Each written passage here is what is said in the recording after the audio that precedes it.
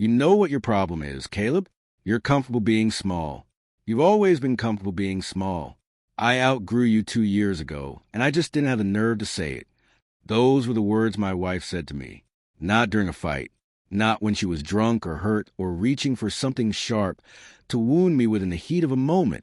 She said them standing in our kitchen, in her third-year resident scrubs, with a coffee mug in her hand and a calmness in her voice that told me she'd been rehearsing them for a long time.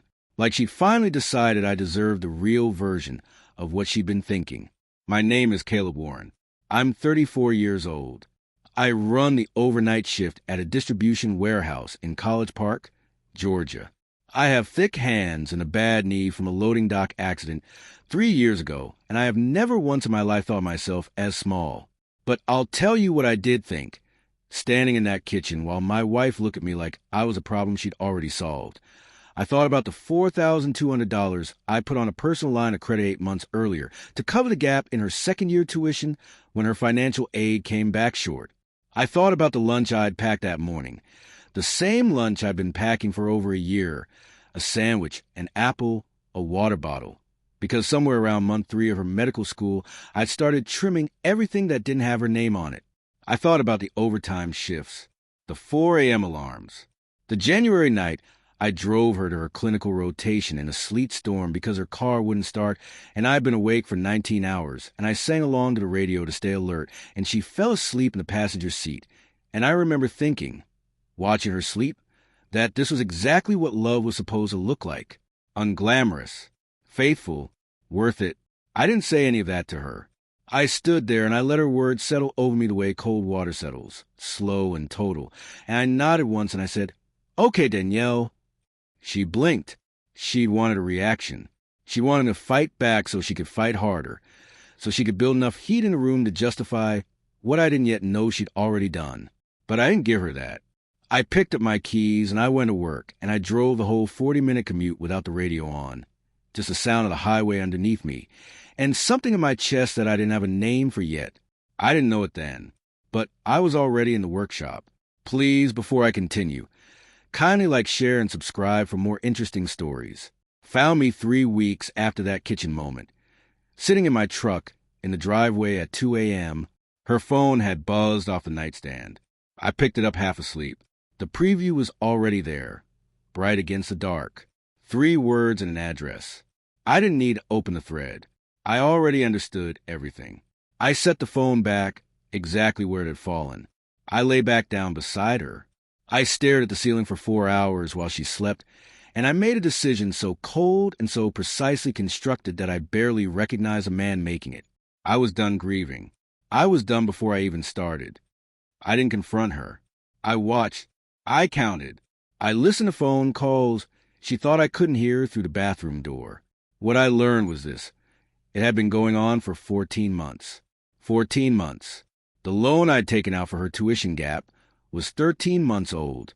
She had accepted my money with one hand and reached for Preston Holloway with the other, and she had done it so cleanly, so smoothly, that I understood something terrible about the woman I'd married. She'd had practiced at this her whole life, performing one thing while being another. Preston Holloway.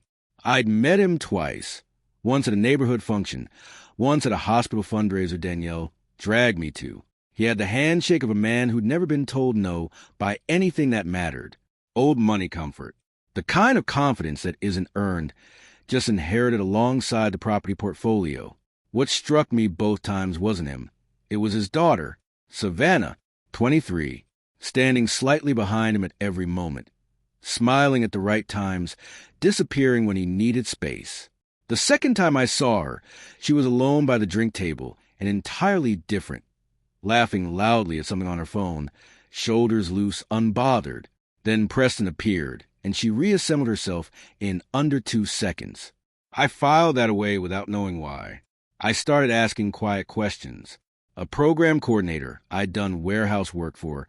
Her husband ran logistics for Grady Memorial. Over coffee. Nothing suspicious. I mentioned I knew a young woman sharp enough for the hospital admin training program. She said applications were open. I got the details. I sat on them for 2 weeks. Meanwhile, I watched Danielle practice her graduation speech in the bathroom mirror, and I stood in the hallway unseen and felt nothing except particular clarity of a man who has already made his peace with a thing. I drove to the address Savannah had listed on her original Grady application. I confirmed it through the coordinator. I didn't knock immediately. I sat outside for 10 minutes. I wasn't there to manipulate her. I was there because I watched a young woman get slowly erased by her father for years, and I had something that could stop it. She opened the door before I knocked. She'd seen me from the window. She looked at me the way people look when they're trying to decide whether hope is worth the risk of being disappointed again.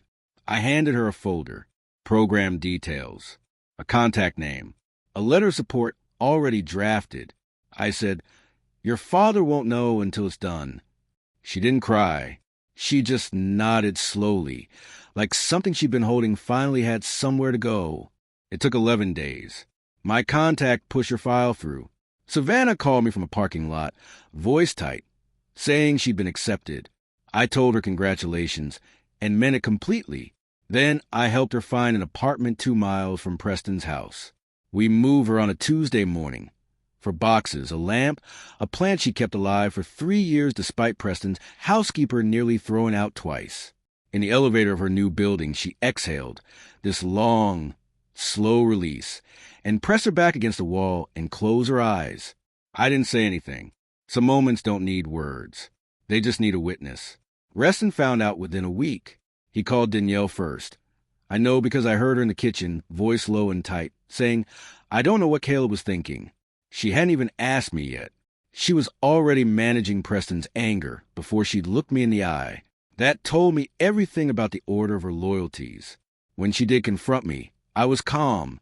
I said Savannah had needed help, and I'd helped her.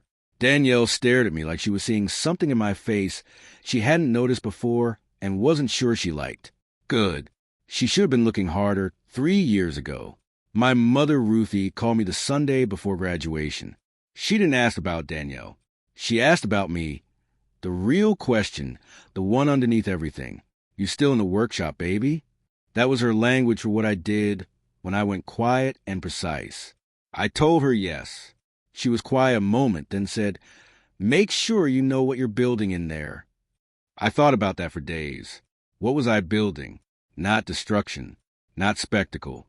I was building a life that could stand after this, mine, and where I could, someone else's. Savannah was already thriving. I was about to watch Danielle walk across a stage I had paid for, and Preston Holloway was coming. The graduation ceremony was held on a Saturday at a hotel ballroom in Buckhead.